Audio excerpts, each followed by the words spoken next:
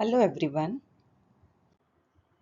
So we have to describe the murmur by intensity, pitch, timing, variation with the respiration or posture. Area of maximum intensity of the murmur is very important because we can make the differential diagnosis.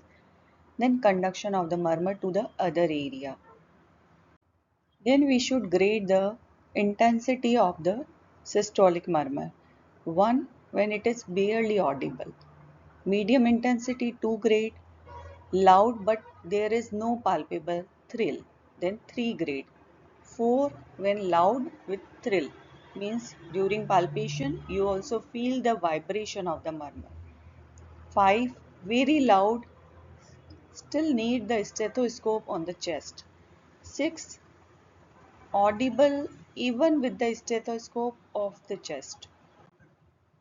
According to the timing, type of systolic murmur, either ejection systolic murmur or pan-systolic murmur or late systolic murmur. Ejection systolic murmur seen in the aortic stenosis, pulmonary stenosis and atrial septal defect. Here in this image also you can see this diamond shape of the murmur in aortic stenosis. While in the uh, here you can see this is pan-systolic murmur in tricuspid regurgitation and in the mitral regurgitation. Late systolic murmur seen in the mitral valve prolapse. So here in the image you can see this is late systolic.